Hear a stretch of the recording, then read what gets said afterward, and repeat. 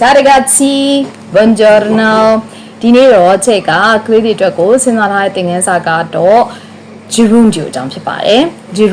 gerundio ဆိုတော့အင်္ဂလိပ်လိုလွယ်နေပြောမယ်ဆိုလို့ရှိရင် verb ing เนาะဒီခုဒီပြောမဲ့ level ကကလေးတွေရဲ့ A1 level A2 level နှစ်ခုလုံးအတွက်ကိုဖြစ်ပါတယ်เนาะဆိုတော့စလိုက်ကြရအောင် cominciamo ချက်ကိုမသိတဲ့လူတွေကတော့ချက်ကချက်တိပပမင်းဖြစ်ပါတယ် ISC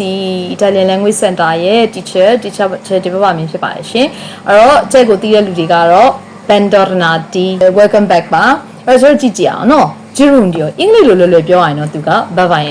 အဲ့တော့ကျတို့က verb ing ကိုသူကဘယ်လိုမျိုးအရင်လောက်ကလဲဆိုတော့ကျတို့အရင်ပြပြမယ် verb ing မှာကျတို့က verb ing ဖြစ်ချင်ရင် verb infinitive ဆိုတဲ့ infinitive တစ်လုံးကိုကျတို့ယူမယ်ပြီးတော့လို့ရှိရင် verb infinitive မှာကျတို့ကဥပမာဆိုကြပါစို့ parlare ဆိုရင် to speak အဲ့ to speak ကိုကျတို့က ai ကိုဖြုတ်PARLANDO parlando เนาะ parlando လို့ဒီလိုလေးရေးလိုက်မယ်ရေးလိုက်တဲ့အခါမှာကျတို့ကဘာရလဲဆိုရင် gerund ရသွားပြီ verb ing ရသွားပြီ parlando speaking လို့ဖြစ်သွားပြီဆိုရင်သူ့ကိုကျတို့ကနောက်ထပ် verb တစ်လုံးဖြစ်တဲ့ study ဆိုတဲ့ verb ကိုဘာလုပ်ရမလဲဆိုရင်အကူအညီယူရမယ်ပြီးသွားလို့ရှိရင်သူ့ကို study ကိုကျတို့ conjugation ခွဲမယ် study conjugation ခွဲလိုက်တော့ကျတို့ကဘယ်လိုရမလဲဆိုရင် io sto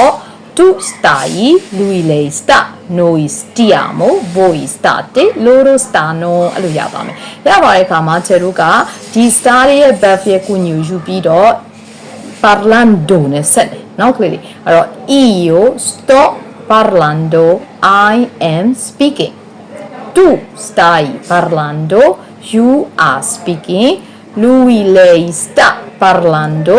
he is she is speaking noi stiamo parlando we are speaking loro stanno parlando they are speaking လို့ရပါတယ်ဒါဆိုလို့ရှိရင်ကျတို့ကဒီ gerund ကိုဘယ်နေရာမှာသုံးတာလဲဘယ်နေရာမှာသုံးတာလဲဆိုလို့ရှိရင်လောလောလတ်လတ်ဖြစ်ပြနေတဲ့ကိစ္စရက်တွေပေါ့နော်အဲ့ဒီအချိန်တွေမှာသုံးပါတယ် in this instant မှာကျတို့သုံးတယ်ဟုတ်ပြီနော်ဒါဆိုတော့ကျတို့ရပါပြီဒါပေမဲ့လို့ gerund ကဒါကတော့ A2 မှာတက်နေကလေးအတွက်ပေါ့နော် gerund ကဒီနေရာတွေအတွက်ပဲသုံးတာလား no မဟုတ်ဘူးကျတို့က gerund ကို3ပုံ3နည်းကစုစုပေါင်း6မျိုးရှိတယ်ဟုတ်ပြီနော်အဲ့တော့ကျတို့ဒီဘာလဲဆိုရင်အဲ့ဒီ6မျိုးကိုကျဆက်ပြောပြမယ်ဒါပေမဲ့လို့ part 2မှာဆက်ပြောပြမှာဖြစ်ပါတယ်အဲ့ဒါကြောင့်မလို့ ISC ရဲ့ YouTube channel Italian Language Center မြန်မာကို subscribe လုပ်ထားဖို့လိုအပ်ပါတယ် Facebook မှာလည်းကျတို့တင်ပေးပါတယ် YouTube မှာတော့ကျတို့အရင်တင်ပေးတယ် Facebook မှာကတော့နည်းနည်းလေးနောက်ကျပြီးတော့တင်ပေးတာဖြစ်တဲ့အတွက် ISC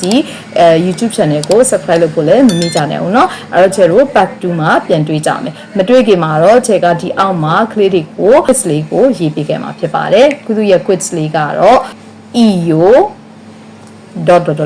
ကွက်လက်